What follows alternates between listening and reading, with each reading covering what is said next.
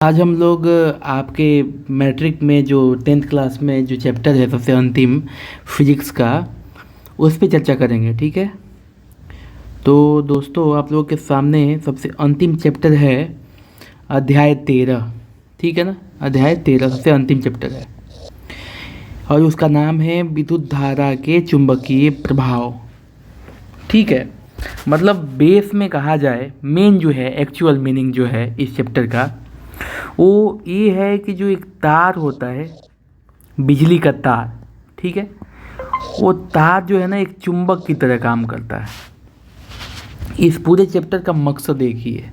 चुंबक पता है ना आपको, आपने देखा होगा चुंबक को घर में, किसी भी लोहे की चीज़ के पास, लोहे के सामान हो गया, कोई भी चीज़ हो गया, तो उसके करीब ले जाने पे चुंबक क्या करता है, उसको अपनी तरफ खींच लेता है। इस चैप्टर में यही पढ़ाने की कोशिश की गई है आप लोगों को कि जब किसी चालक तार से, मान लीजिए ए तार हो गया, ए और बी, ठीक है ना, ए और बी एक तार हो गया, जब इसे करंट जाएगा मतलब विद्युत धारा बहेगी, तो यहाँ पे अगर कोई चुंबकीय सुई रख देंगे ना, या कोई चुंबक लेके आएंगे, तो वो ना विक्षेपित हो जाएगा, मतलब मुड़ने लगेगा, हिलने लगेगा। चुंबकीय सुई देखा आपने? चुंबकीय सुई एक घड़ी होता है जिसमें दो ही चीज़ें होती है, एक होता है नॉर्थ पोल और एक होता है साउथ पोल, जिसका प्रयोग हम लोग दिशा सूचक के नाम से करते हैं, दिशा डायरेक्शन देखने के लिए करते हैं। तो बच्चों आज के चैप्टर में हम लोग यही पढ़ेंगे कि चुंबकीय सुई जो विद्युत धारा है उस पर चुंबक का क्या प्रभाव है, वो किस प्रकार चुंबक को प्रभावित करता है। तो मेन मुद्दा यही रहेगा आज के चैप्टर का। तो इसको अगर शॉर्टकट में कहा जाए तो यदि किसी चालक तार से विद्युत धारा प्रवाहित की जाती है, कोई भी चालक तार हो उससे विद्युत धारा प्रवाहित की जाती है, तो उस केस में क्या होता है कि वो जो तार होता है वो तार क्या बन जाता है, चुंबक बन जाता है। तो विद्युत धारा के चुंबकीय प्रभाव में आप यही जानेंगे कि जब किसी विद्युत चालक तार से विद्युत धारा प्रवाहित की जाती है तो वो एक चुंबक की तरह कार्य करने लगता है। तो अभी हम लोग पढ़ेंगे, चैप्टर की शुरुआत करते हैं।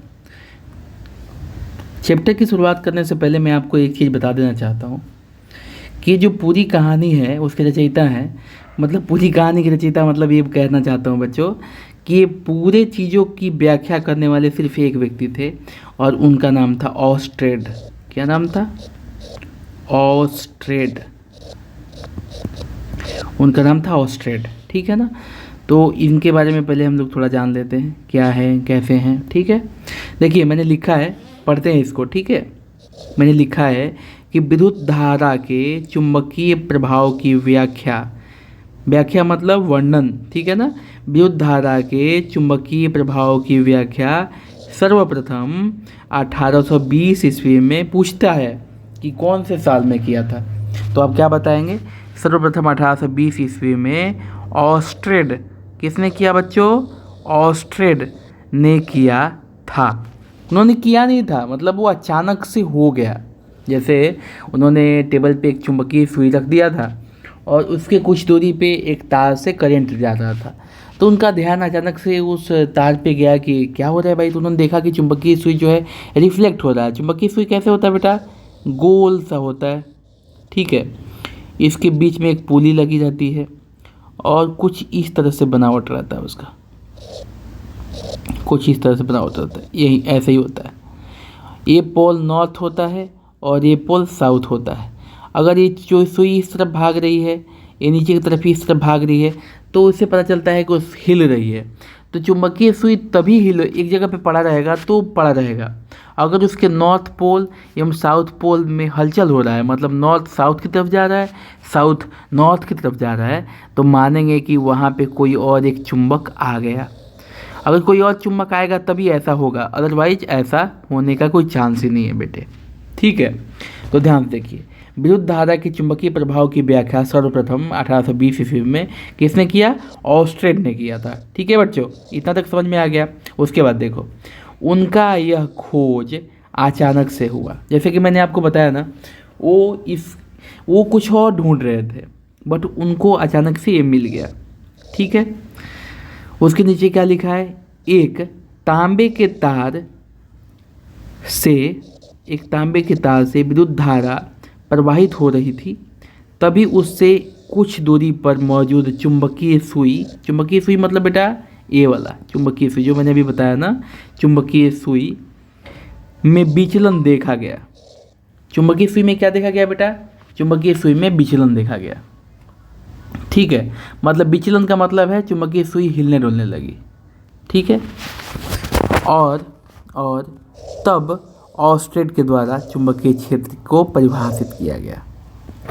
मतलब तब जाके जब उन्होंने देखा कि हिल रहा है, तब उन्होंने उस पर रिसर्च किया, अध्ययन किया, और वो फिर जा कर के उन्होंने चुंबकीय क्षेत्र, मैग्नेटिक फील्ड जिसको अंग्रेजी में बोलते हैं चुंबकीय क्षेत्र, इसी पे चर्चा करेंगे हम लोग आगे जाके, चुंबकीय क्षेत्र को परिभाषित किया। तो चुंबकीय क्षेत्र को सर्वप्रथम किसने परिभाषित किया? ऑस्टेड ने किया। और ये परिभाषा कब दी गई? तो ये परिभाषा दी गई 1820 ईस्वी में। ये सबसे अहम चीज़ है, इसको आपको पढ़ना है। ठीक है बेटा।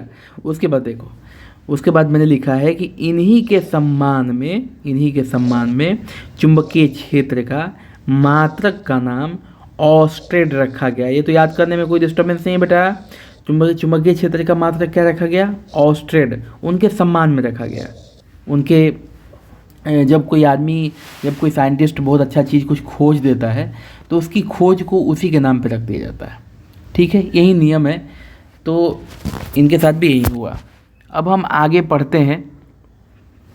आगे हमने सबसे पहले, मैंने इस चैप्टर की शुरुआत में, जैसे कि आपके एनसीईआरटी की किताब में ऐसा कुछ नहीं किया गया है, लेकिन मैं आपको सबसे पहले अगर किसी चीज़ की व्याख्या करना चाहता हूँ तो वो चुंबक है। सबसे पहले आपको चुंबक के बारे में जानना है। अगर आपको चुंबक के बारे में ही नहीं पता होगा तो आप उसके प्रभाव के बारे में क्या जानेंगे। इसलिए बेटे मैंने सबसे पहले चुंबक के बारे में आप लोगों को बताने का प्रयास किया। चुंबक को अंग्रेजी में क्या बोलते हैं? मैग्नेट। ठीक है, अंग्रेजी में मैग्नेट कहा जाता है चुंबक को। ठीक है, तो यहाँ तक तो आप समझ ही गए कि अब उसके नीचे बढ़ते हैं, चुंबक के बारे में पढ़ते हैं। ठीक है, तो आइए चुंबक की परिभाषा पर सबसे पहले परिभाषा जान।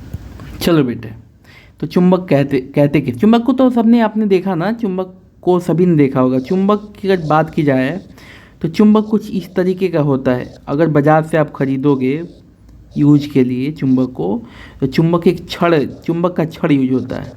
चुंबक का छड़ जो होता है एक तरफ नॉर्थ होता है और एक तरफ साउथ होता है। मतलब इसे अगर धागे से बांध के लटका दिया जाए ना, तो हमेशा उत्तर और दक्षिण दिशा की तरफ आकर के चुपचाप खड़ा हो जाएगा। अब मुड़ेगा नहीं, हिलना बंद कर देगा। वही चुंबक है। तो चुंबक में मैंने क्या लिखा है कि वह पदार्थ जो लौह चुंबकीय पदार्थों जैसे लोहा, कोबाल्ट तथा निकेल आदि को अपनी तरफ आकर्षित करता है, वह चुंबक कहलाता है। मतलब वह पदार्थ या ऐसा पदार्थ जो लोहा, कोबाल्ट, निकेल आदि जैसे लौह पदार्थों को अपनी तरफ खींचता है बेटे।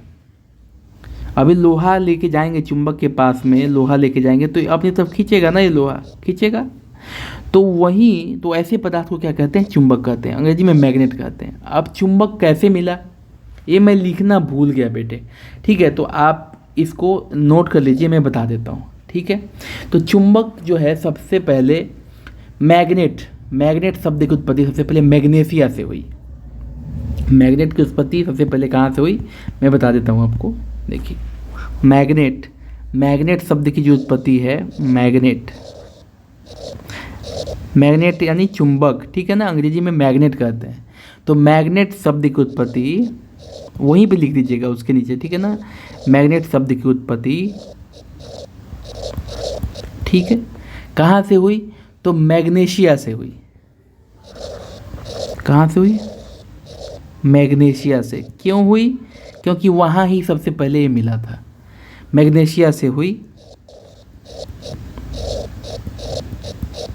जो कहाँ है बेटा?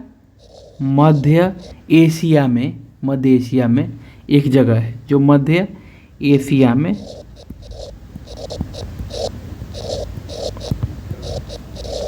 एक जगह है,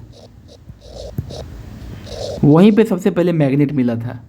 तो मैग्नेट का नामकरण उसी जगह के नाम पर हुआ। जगह का नाम था मैग्नेशिया।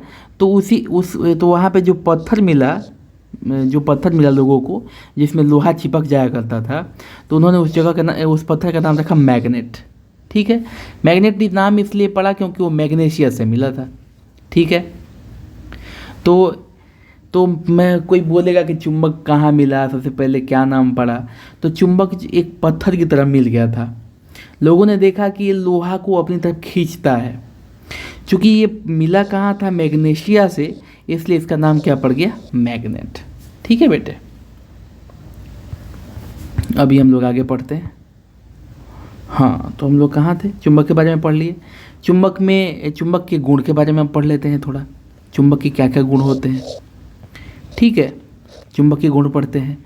पहला गुण है कि यदि चुंबक को एक धागे के सहारे बांधकर स्वतंत्रता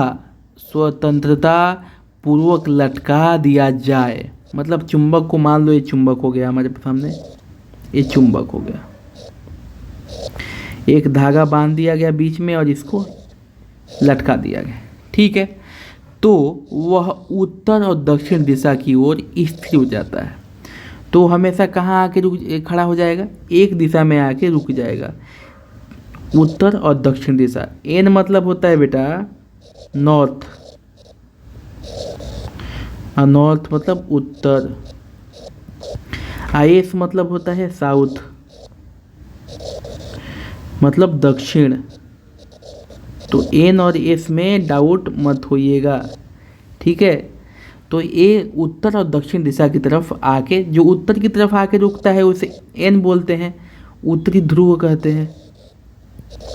और जो साउथ की तरफ आके रुकता है उसे दक्षिणी ध्रुव कहते हैं। तो चुंबक के कितने ध्रुव होते हैं बेटा, चुंबक के 2 ध्रुव होते हैं, एक नॉर्थ और एक साउथ, मतलब उत्तरी ध्रुव और दक्षिणी ध्रुव। तो क्या कह रहा है, तो वह उत्तर दक्षिण दिशा की ओर आकर स्थिर हो जाता है, क्योंकि पृथ्वी चुंबक के समान काम करती है, व्यवहार करती है। अब इसे रुकने का मतलब ये है कि पृथ्वी जो है, पृथ्वी भी चुंबक के समान, तो एक चुंबक के साथ में दूसरा चुंबक रखोगे तो वो कुछ ना कुछ इफेक्ट देगा, इसलिए ऐसे हो जाता है। तो ये लिखा है ना मैंने कि यदि चुंबक को एक धागे के सहारे बांध कर स्वतंत्रतापूर्वक लटका दिया जाए तो वह उत्तर दक्षिण दिशा की ओर स्थिर हो जाता है, और ऐसा इसलिए होता है क्योंकि पृथ्वी चुंबक की भांति कार्य करती है। अब ध्यान देने वाला बेटा बात ये है यहाँ पे कि अगर कोई नकली चुंबक है, मतलब वो चुंबक है ही नहीं, तो कभी नॉर्थ साउथ में नहीं अटकेगा, वो नहीं जाएगा, वो ऐसे खड़ा हो सकता है। ठीक है, वो मतलब किसी और दिशा में खड़ा हो जाएगा, जो नॉर्थ ईस्ट वेस्ट में खड़ा हो जाएगा, तो वो चुंबक नहीं होता है। चुंबक की पहचान हमेशा वही है कि अगर उसे बांध के लटका दिया जाए तो हमेशा नॉर्थ और साउथ में खड़ा होके, मतलब नॉर्थ मतलब उत्तरी ध्रुव और दक्षिण ध्रुव में ही हमेशा, उसी दिशा में ही हमेशा वो आके स्थिर हो जाए। दूसरा इसका क्या है, दूसरा गुण पढ़ते हैं। दूसरा गुण क्या है बेटा कि किसी चुंबक के 2 ध्रुव होते हैं, जैसे कि मैंने अभी ऊपर बताया ना, ये हमारे पास चुंबक हो गया, ये हमारे पास चुंबक हो गया, एक नॉर्थ पोल होता है और एक साउथ पोल होता है, वहीं बताया इधर। किसी चुंबक के 2 ध्रुव होते हैं, वह ध्रुव जो उत्तर दिशा की ओर स्थिर होता है, जो उत्तरी दिशा की ओर आके खड़ा हो जाता है, नॉर्थ की तरफ, उत्तर दिशा, जो उत्तर दिशा की तरफ आके खड़ा हो जाता है उसे क्या बोलते हैं, नॉर्थ पोल। क्या कहते हैं बेटा उसे बोलते हैं नॉर्थ पोल, मतलब उत्तरी ध्रुव। जो उत्तर दिशा की तरफ आके खड़ा हो जाता है उसे क्या बोलते हैं, उत्तरी ध्रुव, लिखा है मैंने। तथा जो दक्षिण दिशा की तरफ स्थिर हो जाता है उसे दक्षिणी ध्रुव कहा जाता है। तो क्या बोलते हैं उसको, दक्षिणी ध्रुव। जो दक्षिण दिशा की तरफ आके खड़ा हो जाता है, दक्षिण दिशा की तरफ, साउथ पोल कहते हैं उसको। क्या बोलते हैं बेटा, साउथ पोल अंग्रेजी में बोलते हैं, और हिंदी में कहते हैं दक्षिणी ध्रुव। तो चुंबक के कितने ध्रुव होते हैं, दक्षिणी ध्रुव। और चुंबक का जो, देखो इसमें और एक चीज़ तुम्हें याद मतलब जानना जरूरी है कि चुंबक की शक्ति सिर्फ दोनों पोल पे ही होती है, मतलब नॉर्थ और साउथ पोल पे ही उसकी ताकत होती है, बीच में कोई भी ताकत नहीं होता चुंबक का। चुंबक का जो ये बीच का हिस्सा है यहाँ पे कोई ताकत नहीं होता, नो फील्ड, कोई फील्ड काम नहीं करता है बीच में, मतलब चुंबक की सारी ताकत उसके छोरों पे होता है। कहाँ पे होता है? छोरों पे। छोरों मतलब किनारों पे। सारा का सारा ताकत होता है उसके किनारों पे। किनारों मतलब उत्तरी ध्रुव और दक्षिणी ध्रुव पे। बीच में कोई ताकत नहीं होता है। ठीक है बेटे। अब तीसरे का गुण क्या है चुंबक का? तो चुंबक का तीसरा गुण है कि चुंबक समान ध्रुवों के बीच विकर्षण तथा असमान ध्रुवों के बीच आकर्षण बल कार्य करता है। इनको चुंबकीय बल कहते हैं। चुंबक के, यहाँ पे के छूट गया है, लिख लीजिएगा। इसके कहने का मतलब ये है बेटा कि मान लो दो चुंबक है, मान लो दो चुंबक है, एक ए चुंबक है और एक ए चुंबक है, फिर नीचे भी एक चुंबक है, ठीक है, और फिर और एक नीचे चुंबक है। तीन चुंबक हैं हमारे पास, ठीक है। ये हो गया नॉर्थ साउथ, साउथ नॉर्थ। ये हो गया साउथ नॉर्थ, नॉर्थ साउथ। ये हो गया नॉर्थ साउथ, नॉर्थ साउथ, ऐसे हो गया, ठीक है। अब देखिए क्या कह रहा है हम कि चुंबक के समान ध्रुवों के बीच विकर्षण बल, विकर्षण बल मतलब वो एक दूसरे को दूर फेंकेगा, विकर्षित करेगा, दूर करेगा। तो यहाँ पे क्या है? साउथ है, और यहाँ पे भी क्या है? साउथ है। तो ये क्या करेगा? एक दूसरे के दूसरी तरफ बल लगाएगा, मतलब एक दूसरे से दूर करेगा। ये भी इस तरफ बल लगाएगा और ये भी इस तरफ बल लगाएगा, मतलब ये सब आपस में खींचेंगे नहीं। समझ रहे हो ना? मतलब ये है कि अभी देखो ये आपके सामने हो गया नॉर्थ साउथ, साउथ और नॉर्थ। ये भी साउथ है, ये भी साउथ है और ये भी साउथ है। तो ये दोनों क्या करेंगे? एक दूसरे से अलग होंगे। करीब लेके आओगे तो चिपकेगा ही नहीं, सटेगा ही नहीं, वो दूर जाना चाहेगा। मतलब ये दोनों एक दूसरे के विपरीत दिशा की तरफ बल लगाते हैं। यानी क्या होता है बेटा? यहाँ पे विकर्षण होता है। अंग्रेजी में कहें तो रिपल, प्रतिकर्षण। अब यहाँ पे नीचे वाले में देखो, ये भी नॉर्थ है और ये भी नॉर्थ है। तो जो समान है तो खींचेगा नहीं, एक दूसरे से दूर जाएगा। आप दो चुंबक को लोगे तो एक तरफ से सटाओगे तो चिपक जाएगा, और दूसरी तरफ से सटाना चाहोगे तो सटेगा ही नहीं, कितना भी कोशिश कर लो सटेगा नहीं। और इसलिए नहीं सटेगा कि दोनों का पोल जो है समान हो जाएगा, नॉर्थ नॉर्थ हो जाएगा, साउथ साउथ हो जाएगा, उस केस में चपेगा, मतलब सटेगा नहीं वो। तो यहाँ पे देखिए नॉर्थ नॉर्थ हो गया, ये भी नॉर्थ नॉर्थ हो गया, तो एक दूसरे से क्या होगा? दूर भागेगा। अब तीसरे केस में क्या करते हैं? नंबर 1 केस, नंबर 2 केस और ये नंबर 3 केस। तीसरा केस में क्या है? साउथ है और ये नॉर्थ है। दोनों पोल क्या है? दोनों पोल क्या है? असमान है, विपरीत हैं, अलग अलग हैं। तो उस केस में क्या होगा बेटा कि दोनों आपस में चिपक जाएंगे।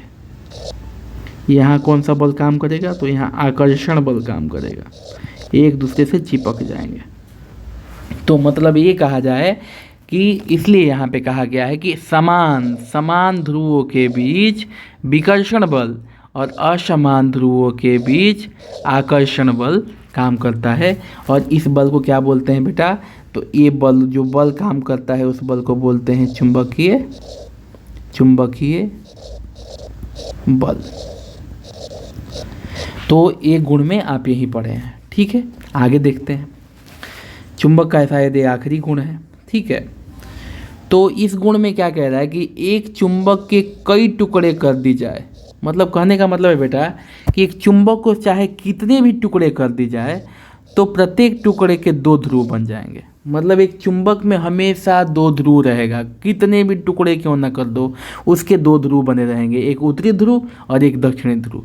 तो चौथा इसका जो गुण है यही है कि किसी भी चुंबक को चाहे कितनी भी टुकड़े क्यों ना कर दिया जाए उसके 2 ध्रुव हमेशा बने रहेंगे, वो नष्ट नहीं होंगे बेटा। तो चुंबक के बारे में हम लोग बढ़िया से सीख लिए, पढ़ लिए, समझ में भी आया होगा आप लोगों को, जहाँ तक मेरे को उम्मीद है। अब हम पढ़ते हैं ऑस्टेड के प्रयोग के तरफ, थोड़ा जान लेते हैं कि ऑस्टेड ने आखिर किया क्या था। तो ऑस्टेड का प्रयोग किसने कब किया? ऑस्टेड ने प्रयोग याद रखना है, ऑस्टेड ने किया 1820 ईस्वी में प्रयोग, ठीक है। प्रयोग क्या किया? अचानक से हो गया, बाद में रिसर्च किया उसने।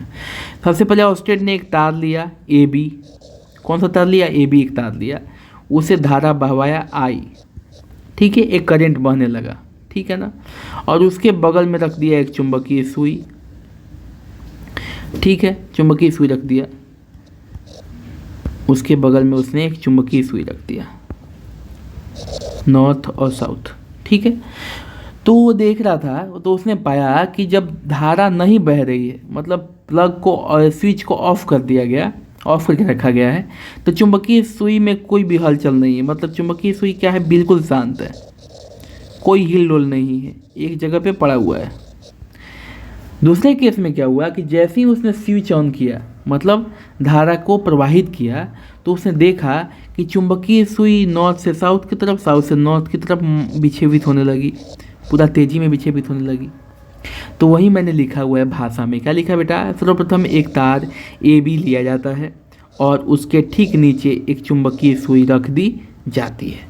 एक तार ए बी लिया जाता है और उसके नीचे क्या रख दिया जाता है, चुंबकीय सुई रख दिया जाता है। फिर क्या है, यह देखा गया कि जब चालक तार ए बी से विद्युत धारा प्रवाहित नहीं होने पर चुंबकीय सुई में विक्षेप नहीं होता है, ठीक है।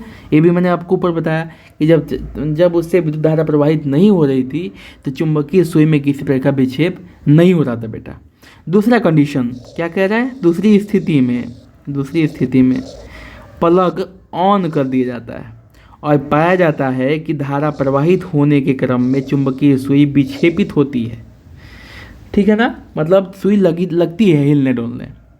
तो क्या निष्कर्ष निकलता है बेटा, तो नीचे लिखा है मैंने कि इस प्रकार यह निष्कर्ष निकलता है कि विद्युत धारा प्रवाहित करने पर, क्या निष्कर्ष निकलता है बेटा, इसको बहुत बड़ी, यही मेन चीज़ है, ये जो मैं अभी पढ़ा रहा हूँ, विद्युत धारा प्रवाहित करने पर चालक तार चुंबक की तरह कार्य करने लगता है। मतलब किसी भी, यही मेन चीज़ है, जैसे कि मैंने आपको स्टार्टिंग में ही बताने की कोशिश की थी कि जब भी किसी विद्युत चालक तार से धारा प्रवाहित की जाती है तो वह कैसे व्यवहार करने लगता है, तो चुंबक की तरह व्यवहार करने लगता है, ठीक है बेटा। तो ये हमने यहाँ तक पढ़ा ऑस्टेट का प्रयोग। अब उसके आगे हम पढ़ते हैं चुंबकीय क्षेत्र के बारे में, जो कि मेन पॉइंट है आपके टॉपिक का, यही मेन पॉइंट है, यही शुरुआत है, चुंबकीय क्षेत्र होता क्या है, ठीक है बेटे। तो आइए सबसे पहले चुंबकीय क्षेत्र की परिभाषा जानते हैं। परिभाषा में मैंने लिखा है कि किसी चुंबक के चारों तरफ का वह क्षेत्र जहाँ, ठीक है, मान लो एक चुंबक है, उसके चारों तरफ का वह एरिया, ठीक है, एक चुंबक बड़ा सा रखा गया है और उसके चारों तरफ बहुत सारा एरिया है, ठीक है, तो वह क्षेत्र जहाँ किसी अन्य चुंबक को, मान लीजिए उस बड़े चुंबक के आसपास एक छोटा सा चुंबक हम लेके जाते हैं, ठीक है, तो चुंबक या तो समान ध्रुव रहेगा तो विकर्षण बल अनुभव करेगा और असमान ध्रुव रहेगा तो आकर्षण बल अनुभव करेगा। तो जहाँ तक वो विकर्षण और आकर्षण बल अनुभव करता है वहाँ तक का जो एरिया होता है उस चुंबक का विद्युतीय क्षेत्र कहलाता है, ठीक है। अभी मैं आपको इसको समझाऊंगा, तब तक थोड़ी भाषा पे ध्यान देते हैं। लाने पर वो आकर्षण अथवा प्रतिकर्षण बल का अनुभव करे तो वह क्षेत्र उस चुंबक का चुंबकीय क्षेत्र कहलाता है। तो पूरा क्षेत्र जहाँ तक वो छोटा चुंबक अनुभव करता है आकर्षण या प्रतिकर्षण बल का, तो उस क्षेत्र को क्या बोलते हैं, चुंबकीय क्षेत्र कहते हैं। उसके बाद नीचे में क्या लिखा है मैंने, यह एक सदिश राशि है, ठीक है बेटा। तो इसकी थोड़ा मैं तो आप लोगों को समझाने का प्रयास करता हूँ। मान लीजिए एक चुंबक है, बड़ा सा चुंबक है, इसके नॉर्थ और साउथ पोल हैं और ये इसका पूरा इलाका, और यहाँ पे कोई छोटा सा चुंबक इसके करीब लिया जाता है, यहाँ पे रखा जाता है, तो कुछ आकर्षण विकर्षण बल कुछ अनुभव नहीं होता, ना ही आकर्षण अनुभव होता है, ना ही प्रतिकर्षण अनुभव होता है। लेकिन यदि वहीं यहाँ पे लेके आता है नॉर्थ और साउथ पोल, तो इसको क्या बोलते, खिंचाव बल अनुभव होता है। और उल्टा करता है, अगर उल्टा करता है, साउथ नॉर्थ करता है, तो ये बाहर की तरफ एक बल अनुभव करता है।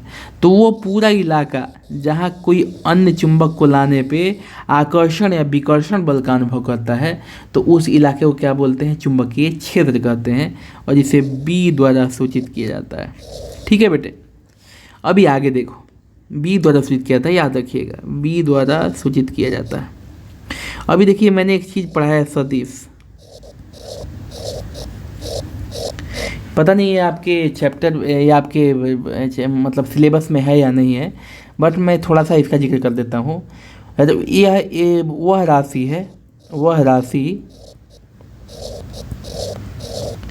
जिसमें दिशा का और परिमाण का, दिशा और परिमाण दोनों का जिक्र होता है, तो उसे क्या बोलते हैं, सदिश राशि कहते हैं। तो यहाँ चुंबकीय क्षेत्र जो है, चुंबकीय क्षेत्र जो है, इसमें दिशा की चर्चा हो रही है, इसीलिए यह क्या होता है, सदिश राशि होता है। और इसका उल्टा होता है अदिश। क्या होता है बेटा, अदिश। तो इसमें क्या था, दिशा और परिमाण दोनों पे चर्चा होती थी, लेकिन अदिश राशि में सिर्फ परिमाण पे चर्चा होती है, दिशा पे चर्चा नहीं होती है। तो सदिश किसे कहते हैं, वह राशि, सदिश किसे कहते हैं बेटा, वह राशि जिसमें दिशा और परिमाण दोनों पे चर्चा होती है, दोनों पे बात होती है, वो सदिश राशि है। और वह राशि जिसमें सिर्फ परिमाण पे बात हो उसे अदिश कहते हैं। ठीक है, तो सदिश राशि का उदाहरण हो गया आपका ये चुंबकीय क्षेत्र। ठीक है, और अदिश राशि का उदाहरण हो गया विद्युत धारा। अब आप तार जोड़ोगे तो कोई दिशा के हिसाब से थोड़ा जोड़ोगे, किसी दिशा में तार जोड़ सकते हो और किसी दिशा में धारा बहेगी। ऐसा तो नहीं है कि पूरब से पश्चिम ही जोड़ना है, पश्चिम से पूरब ही जोड़ना है, ना उस पर कोई विचार होगा, ना उस पर कुछ बात होगी। लेकिन चुंबकीय क्षेत्र की दिशा होती है, लंबवत होती है, ऊपर की तरफ, नीचे की तरफ, किस दिशा में है, सब चर्चा होती है, इसलिए सदिश राशि है। लेकिन विद्युत धारा अदिश राशि है, क्योंकि इसमें सिर्फ होता है एम्पियर, कितना एम्पियर की धारा बह रही है, सिर्फ वही मैटर करता है।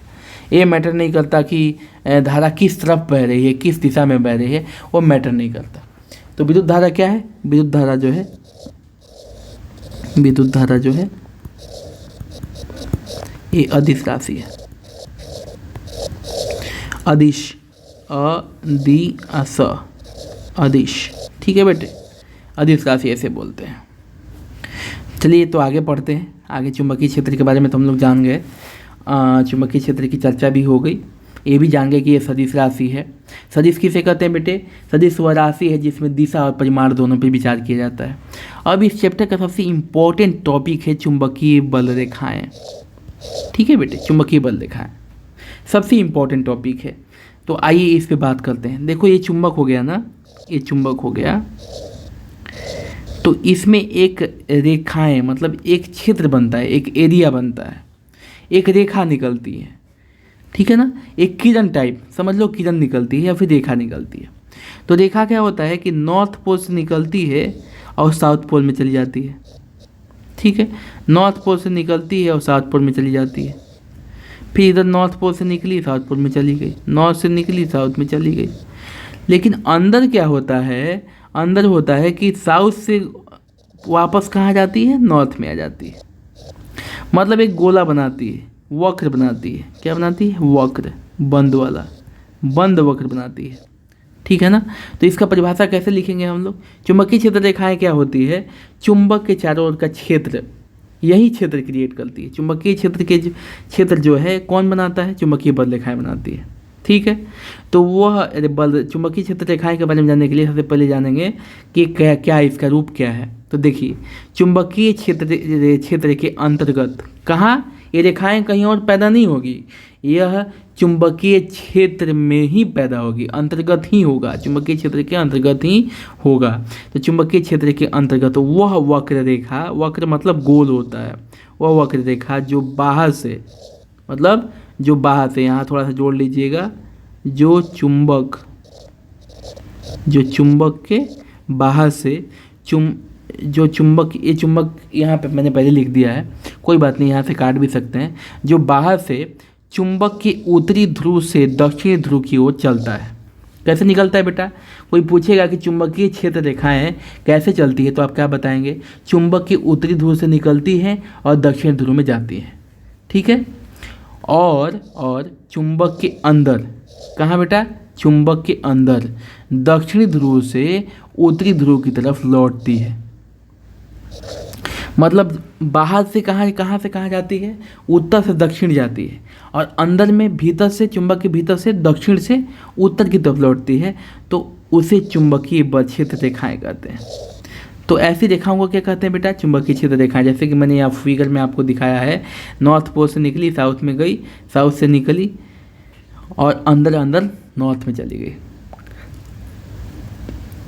अब ये क्यों, ये रेखाएं ही, ये जो रेखा है ना, यही रेखा जो है, ये रेखाएं ही विद्युतीय क्षेत्र को क्या करती हैं, विद्युतीय क्षेत्र को पैदा करती हैं।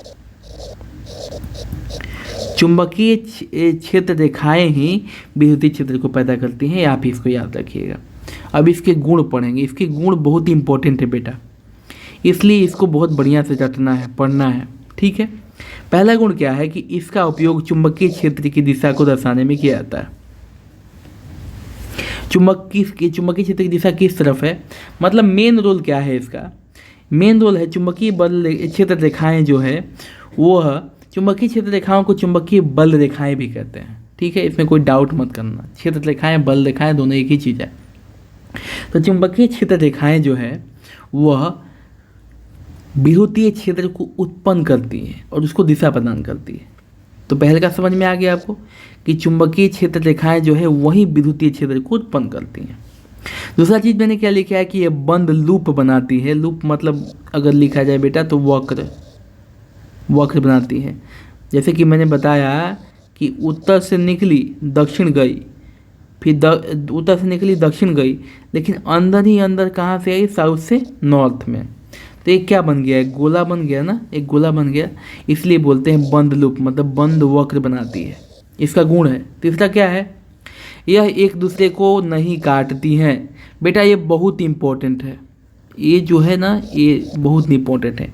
ये आपको एग्जाम में पूछ देगा कि चुंबकीय बल रेखाएं एक दूसरे को काटती हैं हाँ या नहीं, तो आप बोलेंगे नहीं काटती हैं, एक दूसरे को नहीं काटती है। क्यों नहीं काटती है, तो उसका भी जवाब मैंने नीचे में लिखा हुआ है बेटा। क्या लिखा है पढ़िए, कि यदि चुंबकीय क्षेत्र रेखाएं एक दूसरे को काटेगी तो वहाँ, जहाँ पे काटेगी तो वहाँ उस कटान बिंदु पे जहाँ पे वो दोनों एक दूसरे को काटेगी पर चुंबकीय क्षेत्र की दो दिशाएं हो जाएगी। कितनी दिशा हो जाएंगी बेटा, मान लो ये चुंबकीय क्षेत्र है, ये दोनों एक दूसरे पे काट दी, तो यहाँ पे दो बन जाएगा, दो दिशा बन जाएगा, एक हो जाएगा इस तरफ और एक हो जाएगा इस तरफ, हो जाएगा ना।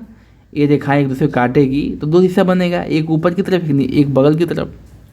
ऐसी स्थिति में, ऐसी स्थिति हो ही नहीं सकती, दो दिशाएं हो जाएगी, जो किसी सदिश के लिए संभव नहीं है, क्योंकि सदिश की हमेशा एक ही दिशा होती है।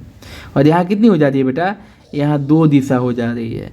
तो आपसे सवाल अगर परीक्षा में पूछ दिया जाए कि चुंबकीय क्षेत्रकाएँ एक दूसरे को नहीं काटती हैं क्यों, तो आप क्या बताएंगे, यहाँ से या बताएंगे, यहाँ से लिखना शुरू करेंगे कि यदि चुंबकीय क्षेत्र रेखाएं एक दूसरे को काटेंगी तो वह कटान बिंदु, तो वहाँ उस कटान बिंदु पर चुंबकीय क्षेत्र की दो दिशाएं हो जाएगी, जो किसी सदिश के लिए संभव नहीं है। तो ये बहुत ही इंपॉर्टेंट है बेटा कि चुंबकीय क्षेत्र रेखाएं एक दूसरे काटते हैं कि नहीं। इसका जवाब हमेशा नहीं होगा, और इसलिए नहीं होगा क्योंकि वहाँ दो दिशा हो जाएगी, और किसी भी सदिश के लिए, क्योंकि चुंबकीय क्षेत्र जो है एक सदिश राशि है और किसी भी सदिश के लिए पॉसिबल नहीं है कि वहाँ दो मान हो जाए। यहाँ लिखा है ना चुंबकीय क्षेत्र की दो दिशाएं हो जाएगी। और चुंबकीय क्षेत्र क्या है बेटा, चुंबकीय क्षेत्र जैसे कि मैंने पहले ही बताया है कि वह एक सदिश राशि है और सदिश की कभी दो दिशाएं नहीं होती है, ठीक है।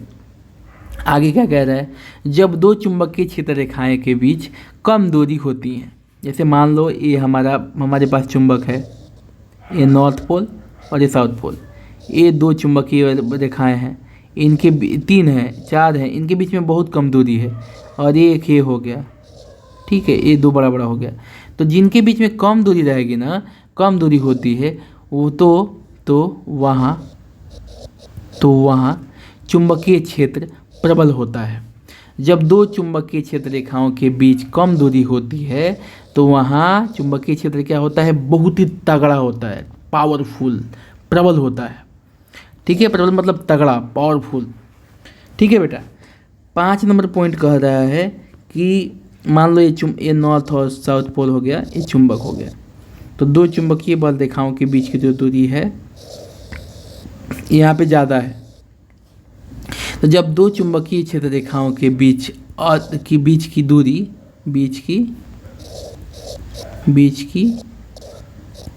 दूरी अधिक होती है तो चुंबकीय क्षेत्र कमज़ोर होता है। यहाँ पे चुंबकीय क्षेत्र कमज़ोर होगा, दुर्बल होगा। मतलब जितना कम दूरी रहेगा उतना ज़्यादा चुंबकीय क्षेत्र शक्तिशाली होगा, और जितना कम दूरी रहेगा उतना ही कम शक्तिशाली होगा, मतलब कमज़ोर होगा। तो मेन यहाँ पे बेटा यही है कि एक चुंबक है, ठीक है, और चुंबक के दो पोल होते हैं, एक नॉर्थ पोल और एक साउथ पोल। और नॉर्थ पोल से निकल कर के चुंबकीय बल रेखाएं साउथ पोल में जाती हैं, ठीक है। नॉर्थ से निकल के कहाँ जाती है? साउथ में जाती है। नॉर्थ से निकल के साउथ में जा रही हैं, फिर नॉर्थ से निकल के साउथ में जा रही हैं, लेकिन अंदर से साउथ से नॉर्थ की तरफ आती हैं। इस तरह क्या बना रहा है? ये बंद वक्र बना रहा है, ठीक है। और ये जो डिस्टेंस है दोनों के बीच में, ये जो डिस्टेंस है ये निर्भर करता है कि शक्तिशाली है या नहीं। यदि डिस्टेंस ज़्यादा है, सपोज ये तीसरा वाला मान लो ए हो गया, ए बी हो गया, ए सी हो गया, तो ए बी के बीच में प्रबल विद्युत क्षेत्र होगा, लेकिन ए और सी के बीच में दुर्बल कमज़ोर विद्युत क्षेत्र होगा। तो ये पूरा चैप्टर का बेटा यही है। तो आज का मतलब पूरा चैप्टर का अभी लंबा चैप्टर है, अभी आगे मैं पढ़ाऊँगा। मतलब पूरा चैप्टर का सार यही है कि जब किसी चालक से विद्युत धारा प्रवाहित की जाएगी, चाहे कोई भी चालक तार हो, तांबे का, एल्युमिनियम का, किसी चीज़ का चालक तार हो या कुछ भी हो, जब उसे विद्युत धारा बहेगी तो वह एक चुंबक की तरह, किसकी तरह? एक चुंबक की तरह काम करने लगेगा, एक चुंबक की तरह व्यवहार करने लगेगा, ठीक है बेटा। ये पूरे चैप्टर का यही सार है कि जब भी किसी चालक से विद्युत धारा बहेगी, प्रवाहित होगी, तो वो क्या बन जाएगा? चुंबक बन जाएगा। तो आज के लिए इतना ही। थैंक्स। चैनल को सब्सक्राइब कीजिए और बेल वाला घंटी बजाइए, एक घंटी बजा दीजिए, ठीक है। एक घंटी बजा के अपडेट रहिए कि मैं कभी भी कोई नया वीडियो डालूं तो आप तक पहुंचे। थैंक यू दोस्तों, थैंक यू। जय श्री राम।